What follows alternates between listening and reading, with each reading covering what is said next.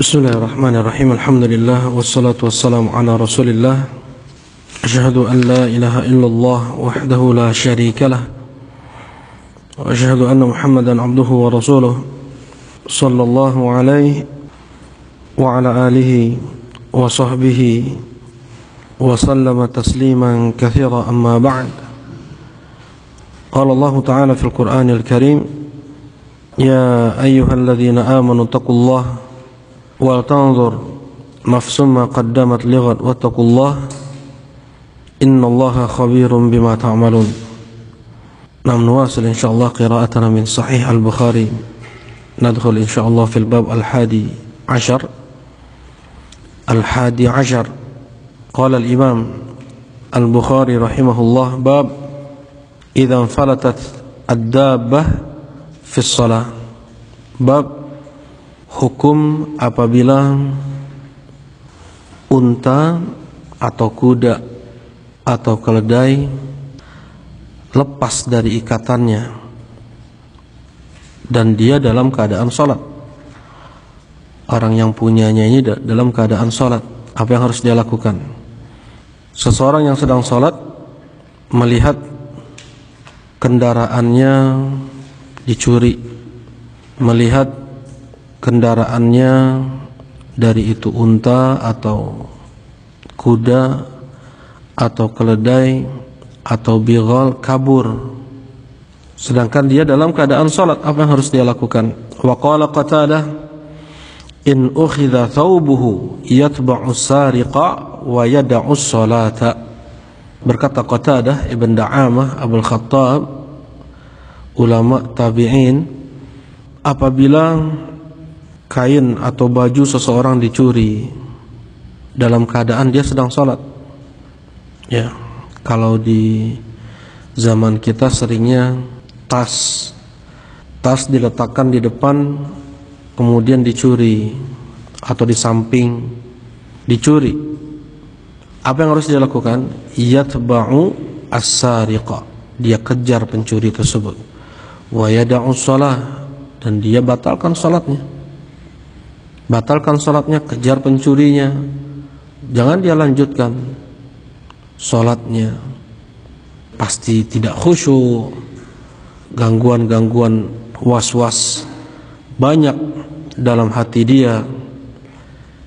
Kalau untuk menahan buang air besar atau menahan buang air kecil saja tidak diperkenankan untuk salat, apalagi yang lebih besar daripada itu. Untuk sholat dalam keadaan makanan sudah terhidang, ya, tidak diperkenankan untuk itu. Kata Rasulullah SAW, la salata bihadratil asya wa huwa yudafi'uhu al-akhbathan. Tidak dikerjakan sholat dalam keadaan makanan sudah terhidang, walaupun sudah qomat, sudah rakaat pertama, rakaat kedua. Tidak dikerjakan sholat ketika makanan sudah terhidang, atau dia menahan al-akhbathat, buang air besar atau buang air kecil. Dan fatwa para ulama ketika lupa seseorang menggantungkan jamnya di keran air wudu masjid, dia sholat, ingat ketika sholat, dia batalkan sholatnya. Kemudian dia ambil jamnya yang tertinggal di keran tersebut. Seperti itu. Ya. Ini bagaimana kalau seandainya kendaraannya lepas? Kendaraan di sini unta, kuda, bighal, keledai. Karena unta adalah binatang yang paling cerdas di antara semua binatang yang disebutkan tadi. Unta adalah binatang yang paling sering hilang, karena unta dia selalu mencari cara untuk lepas dari ikatannya, dan sangat mudah bagi unta untuk melepaskan ikatannya. Kata Rasulullah sallallahu alaihi wasallam, ta'ahadu al-Qur'an fa innahu ashaddu tafallutan minal ibili fi uquliha. Muraja'ahilah ulanglah terus hafalan Quran kalian, karena hafalan Quran itu lebih cepat hilang daripada unta dari ikatannya. Ya, jadi unta kan nggak mungkin orang yang mengikat unta di masjid atau di tempat di mana dia tinggal dengan simpul mati, tentunya kan pakai simpul hidup. Nah, unta ini dia mencari, menggigit-gigit ujung tali tersebut sehingga lepas, sehingga memang ada istilah dalatul ibil, dalatu al-ibil, yaitu unta hilang, yang mencari untanya, yang mengumumkan unta hilangnya di masjid agar didoakan mudah-mudahan Allah tidak akan mengembalikan untamu kepadamu, karena masjid tidak dibangun untuk itu. Siapa yang melihat seseorang berjual beli di masjid, doakan mudah-mudahan Allah tidak memberi berkah kepada jual beli kalian berdua. Demikian datang dari Nabi SAW. Memang karena sering hilang unta tersebut, dan tidak boleh itu diumumkan di dalam masjid.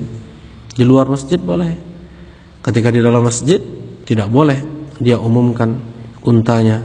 Nah, sekarang bagaimana kalau seandainya lepas untanya, lepas kudanya, lepas himarnya, lepas bighalnya?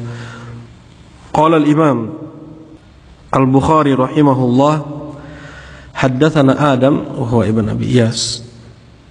Qala haddatsana Syu'bah Abu al-Bustam, Syu'bah ibn Hajjaj Amirul Mu'minin fil hadits. Qala haddatsana Al-Azraq ibn Qais, Al-Azraq ibn Qais. Nah, qala kunna bil Ahwaz nuqatil al-Haruriyah. Kata Al-Azraq, kami berada di negeri yang bernama Al-Ahwaz.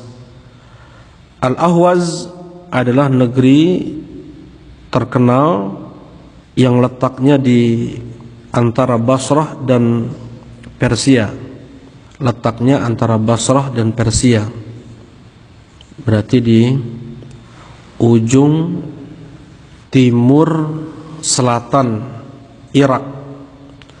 Ujung timur selatan Irak itu Basrah, ya, antara itu dengan Persia ke atasnya. Futihat fi khilafati Umar, ya, yang Al-Ahwaz itu ditaklukkan di kekhilafahan Umar. Nah, kalau tidak salah oleh Sa'ad bin Abi Waqqas. Banyak negeri-negeri di Irak dihidupkan di zaman Umar ibn Khattab radhiyallahu taala anhu. Maksudnya dihidupkan, yang asalnya bukan, ya, tidak ada kehidupan di sana, tidak ada perkampungan, tidak ada perkotaan. Kemudian tanah mati tersebut menjadi kota besar seperti Kufah. Kufah yang menghidupkannya di zaman Umar ibn Khattab oleh Sa'ad bin Abi Waqqas. Nah, taib. Nuqatil al-Haruriyah, kami sedang memerangi Al-Haruriyah. Kami di Ahwaz sedang memerangi Al-Haruriyah. Al-Haruriyah adalah Khawarij, mereka yang memberontak kepada pemerintah. Diambil dari satu daerah bernama Harawra. Ada satu kampung namanya Harawra yang menjadi markas orang-orang Khawarij. Ya, mata mereka cekung ke dalam, kemudian di dahi mereka hitam, bahkan kapalan seperti lutut unta. Pakaian mereka lusuh. Mereka terlihat senang ibadah. Ibadah dan ibadah terus dikerjakan. Orang-orang Khawarij. Ini Khawarij zaman dulu, ya. Kalau Khawarij zaman sekarang dengar musik mereka. Khawarij zaman dulu mereka luar biasa ibadahnya. Sahabat saja kalah dalam hal sholat, dalam hal qiraatul Quran. Maksudnya banyaknya sholat itu dikalahkan oleh Khawarij. Khawarij lebih banyak sholatnya daripada sahabat. Demikian pula bacaan Quran mereka. Tetapi ya, kata Rasulullah, la yujawiz taraqiyahum, Quran yang mereka baca itu tidak melampaui tenggorokan mereka. Enggak ngerti apa yang mereka baca, tidak mereka tadabburi. Ya, karena memang Al-Quran ini diturunkan bukan untuk dibaca saja. Dibaca dapat pahala, tapi enggak cukup. Dibaca waratilil Qur'ana tartila, ditadabburi. Fahal min muddakir afala yatadabbaruna al-Qur'an am ala qulubin aqfaluha, untuk dihafal Al-Qur'an. Jadikan hati kita ini ada hafalan Qur'an. Al-mu'min alladhi fi jawfihi laysa fihi syai'un min al-Qur'an kal baitil kharib, seorang mukmin yang dalam hatinya tidak ada hafalan Qur'an bagaikan bangunan yang hampir roboh untuk diamalkan. Ittabi'u ma unzila ilaikum min rabbikum wa la tattabi'u min dunihi awliya, untuk didakwahkan. Wa tawasaw bil haqq, Al-Quran, wa tawasaw bis sabr. Untuk 5 hal ini orang-orang Khawarij mereka tidak mengerti apa yang mereka baca. Ya, jadi bukan pada banyak tolak ukur kebaikan, tetapi sebagaimana dikatakan oleh para ulama tabi'in tentang Abu Bakar As-Siddiq, ma faqa Abu Bakar bi kathratis salati wal siyam walakin syai'un waqara fi qalbi Abi Bakar, tidaklah Abu Bakar radhiyallahu taala anhu melampaui para sahabat dengan keutamaannya, melampaui para sahabat karena banyaknya salat beliau, banyaknya puasa beliau, enggak, tapi karena sesuatu yang ada di dalam hati Abu Bakar. Kekuatan iman beliau, ikhlas, takut, cinta, tawakal, inabah, ar-raghbah, war-rahbah.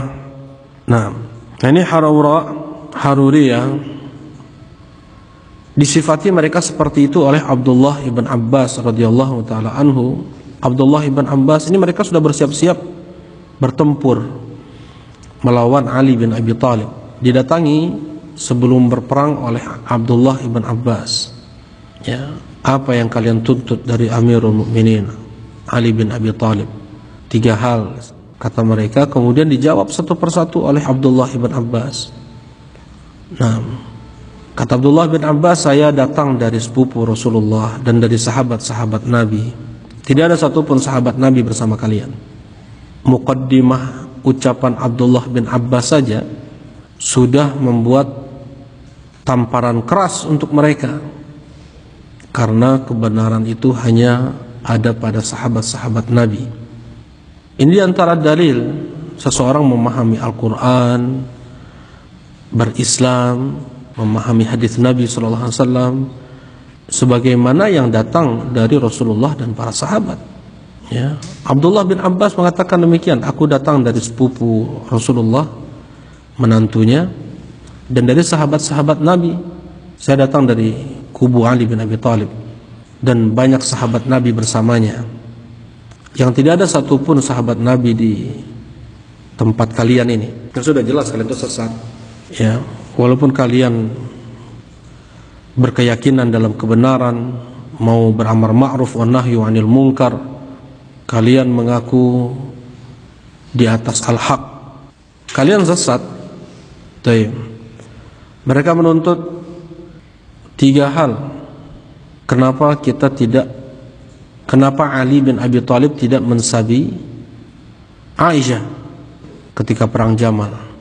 Kenapa Ali menyerahkan hukum kepada rijal, yaitu Abu Musa al-Asy'ari? Kenapa Ali menghapus namanya dari Amirul Mukminin? Kalau dia bukan Amirul Mukminin, maka dia Amirul Kafirin. Taib. Dijawab satu persatu oleh Abdullah ibn Abbas. Kalau Aisyah atau ketika perang Jamal, andaikan ada sabi di sana. Sabi itu adalah tawanan perang, kemudian dijadikan budak ya. Kemudian hartanya dijadikan ghanimah. Kalau sabi, orang-orang yang tawanan perang kemudian dijadikan budak. Kalau itu dilakukan, maka kalian telah mensabi ibu kalian, Ummul Mukminin, waqad kafartum, dan kalian kafir. Wa azwajuhu ummahatuhum, dan istri-istri Nabi adalah ibu bagi kaum mukminin. Sedangkan Ali bin Abi Thalib menyerahkan urusan kekhilafahan pada saat itu kepada sebagian orang, Abu Musa al-Asy'ari, Muawiyah bin Abi Sufyan kepada Amr ibn As. Ini untuk urusan yang sangat besar. Allah Subhanahu wa ta'ala di dalam Al-Quran, untuk urusan rumah tangga saja, cekcok suami istri, diserahkan kepada rijal, hakaman min ahliha, hakaman min ahli, wa hakaman min ahliha. Utus seseorang dari keluarga laki-laki, seseorang dari keluarga perempuan, berembuklah gimana nih untuk menyatukan dua insan saja, dibolehkan hukum diserahkan kepada laki-laki, kepada orang. Ini untuk urusan besar kaum muslimin. Sedangkan Ali bin Abi Thalib menghapus dirinya dengan Amirul Mukminin pada saat mau sulh ya, pada saat mau berunding dengan Muawiyah bin Abi Sufyan. Rasulullah sallallahu alaihi wasallam telah menghapus tulisan Rasulullah. Apakah kemudian beliau sudah tidak menjadi Rasulullah lagi? Ketika perjanjian apa? Al-Hudaybiyah. Hadza ma salaha bihi Muhammad Rasulullah wa Quraisy. Surat ini adalah perjanjian perdamaian antara Muhammad Rasulullah dan Quraisy. Kata mereka, andaikan kau Rasulullah, ma qatalnak. Andaikan kau adalah Rasulullah, kami enggak akan perangi kau. Hapus kalimat Rasulullah ini. Dihapus oleh Rasulullah, minta kepada Ali bin Abi Thalib untuk menghapus kalimat tersebut. Enggak mau Ali. Enggak mau. Engkau adalah Rasulullah. Akhirnya Rasulullah, mukjizat beliau pada saat itu, tahu di mana letak tulisan Rasulullah, Rasulullah sendiri yang menghapusnya. Apakah dengan Rasulullah menghapus sendiri tulisan tersebut, kemudian Rasulullah tidak menjadi Rasulullah? Demikian pula ketika Ali bin Abi Thalib menghapus kalimat Amirul Mukminin, kemudian beliau tidak menjadi Amirul Mukminin. Rujuk dari kalangan mereka 2000 orang. Sebagian orang itu banyak tertipu, hanya ikut-ikutan saja. Dari kalangan ahli bid'ah yang lainnya, Syiahnya, Sufiyahnya, ya Khawarijnya, bahkan dari kalangan orang-orang yang suka mencela para ulama, yang hanya membebek, tidak tahu mereka hujjah yang datang dari para ulama. 4.000 masih melawan Ali bin Abi Thalib dan mati semua. Harawra, itulah kisah Harawra. Kemudian julukan mereka untuk Khawarij adalah Haruriyun. Haruriyun, ya, itu kenapa di sini dikatakan Al-Haruriyah, julukan untuk orang Khawarij. Baik. Anna dzalika kana fi sanah 65 min al-hijrah, itu terjadi pada tahun 65 Hijriah.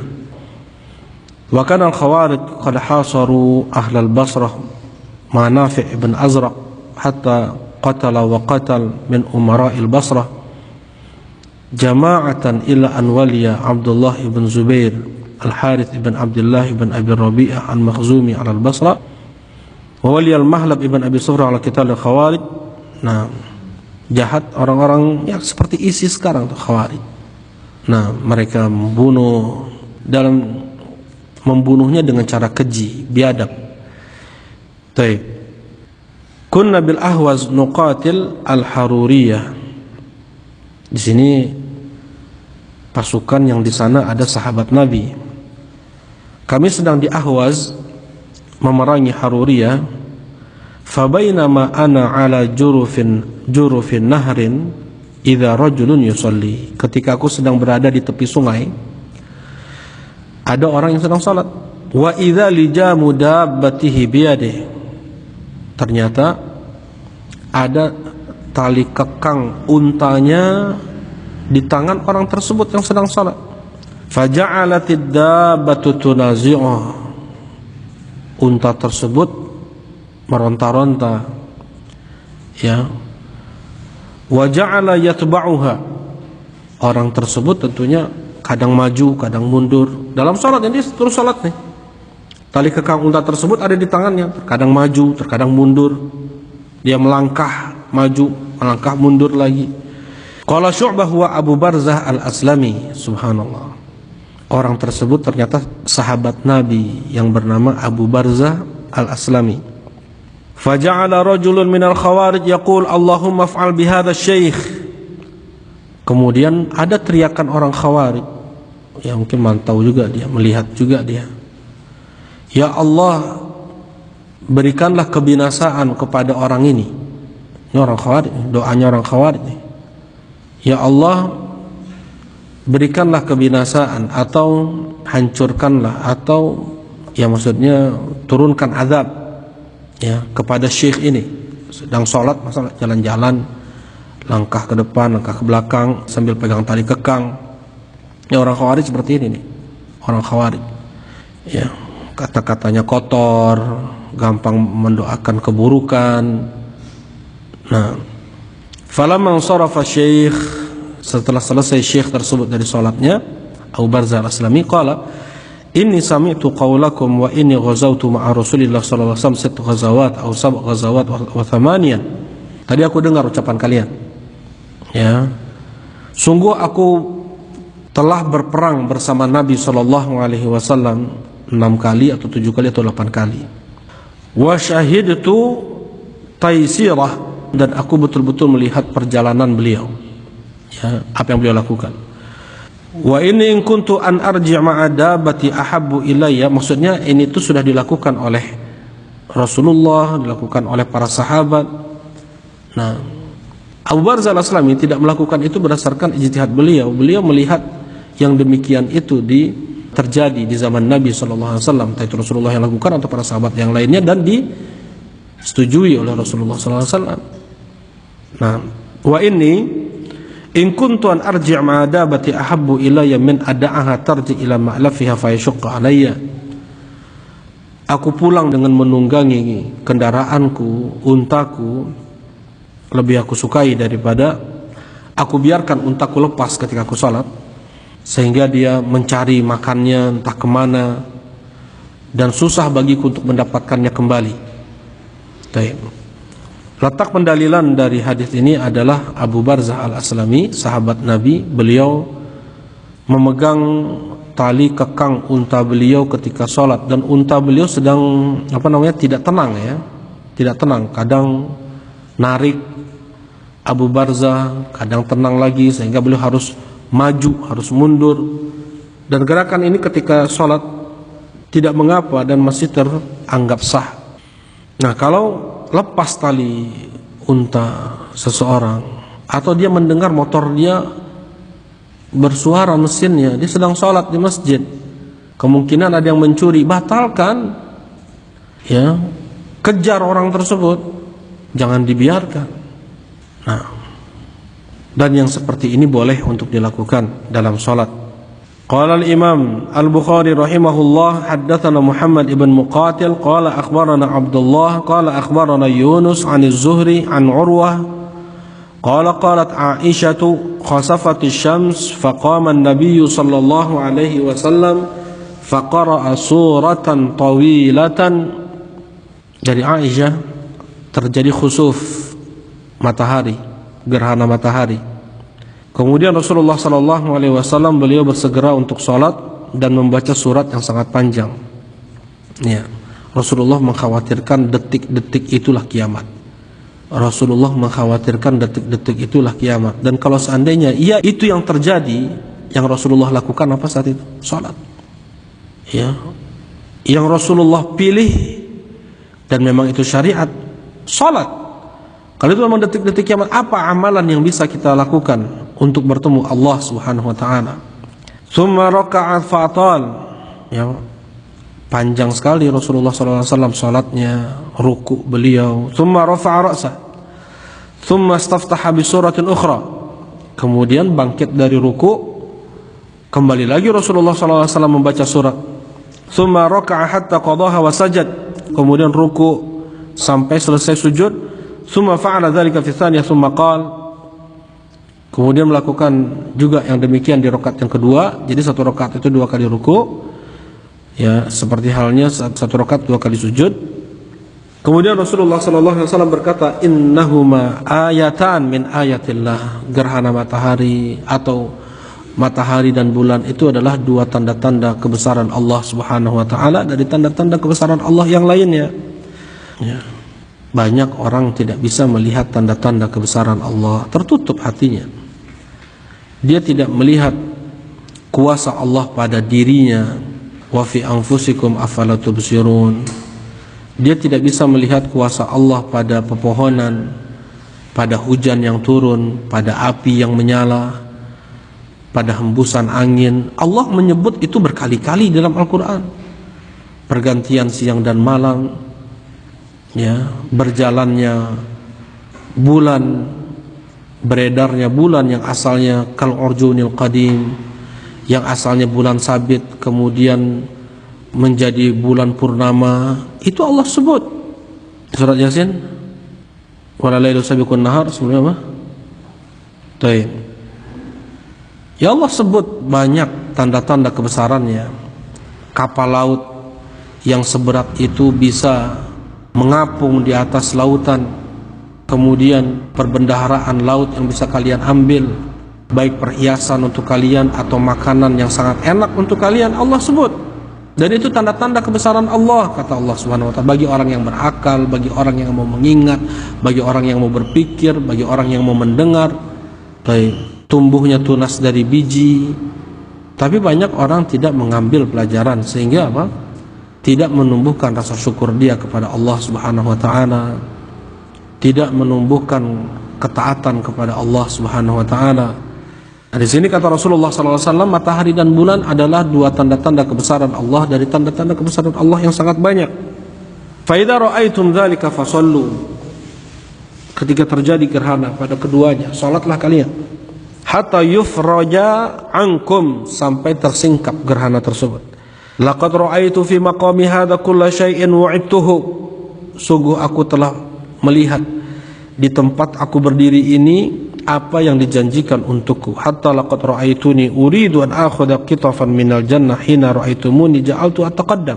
Sampai aku melihat ada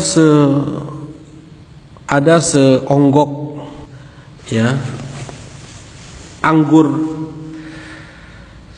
dan aku mau mengambilnya, anggur surga. Itulah yang kalian lihat aku melangkah ke depan. Jadi ketika Rasulullah SAW salat gerhana itu panjang, diperlihatkan oleh Allah Subhanahu wa taala anggur surga. Kemudian Rasulullah SAW ingin mengambilnya, sampai Rasulullah SAW maju ke depan, melangkah ke depan ketika salat. Ini syahidnya, letak pendalilannya. Rasulullah melangkah ke depan. Walaqad ra'aitu jahannam yahtim ba'daha ba'dan hina ra'aitumuni ta'akhartu. Kemudian aku melihat neraka jahanam, bagaimana apinya menghempaskan satu dengan yang lainnya. Yahtim ba'daha ba'dan, apinya menghempaskan seperti ombak menghempaskan satu sama lainnya, pakai bahasa itu yahtim, ya, bagaimana apinya menghempaskan yang satu dari yang lainnya. Itulah yang kalian lihat aku mundur ketika sholat. Ya, Rasulullah maju, Rasulullah mundur. Wa ra'aitu fiha Amr ibn Luhai wa huwa alladhi sayyaba sawaib. Dan aku melihat di neraka jahanam itu ada Amr bin Luhai. Amr ibn Amir ibn Luhai, dialah orang yang pertama mentasyib, membuat sesajenan unta untuk para dewa, untuk para berhala. Yang pertama kali membuat sesajenan, ya, jadi kalau unta itu sudah melahirkan anak, ya, betina, khusus anak betina 5 ekor, maka unta itu dipotong telinganya, ya, dipotong setengah telinganya, disobek telinganya, kemudian dibiarkan lepas. Ini sesajen untuk Allah Subhanahu wa Ta'ala. Nggak boleh ada yang ganggu. Didapatkan dia kemanapun nggak boleh. Orang pun tahu, oh ini tasyib ini. Hada musayyab, dia sudah ditasyib, tidak boleh lagi diambil. Itu sudah milik Allah Subhanahu wa Ta'ala. Sesajen untuk Allah Subhanahu wa Ta'ala, itu kata mereka. Ada lagi yang aneh-aneh mereka buat, ritual yang aneh-aneh. Kalau mati yang boleh makan hanya yang laki-laki, ya janin binatang tersebut kalau mati, keluar mati, yang boleh dimakan hanya laki-laki, yang perempuan nggak boleh makan.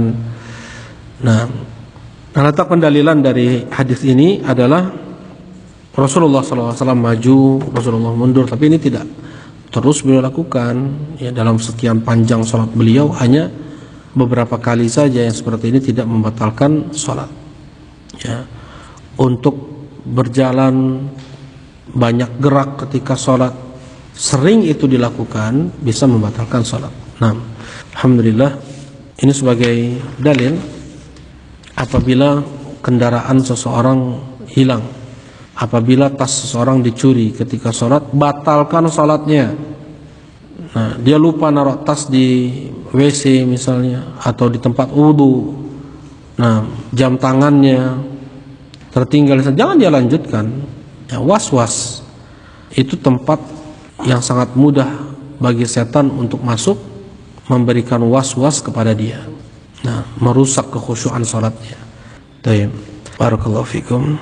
Ini mungkin yang disampaikan. Subhanakallahumma rabbana wa bihamdika asyhadu an la ilaha illa anta astaghfiruka wa atubu ilaik. Assalamualaikum warahmatullahi wabarakatuh.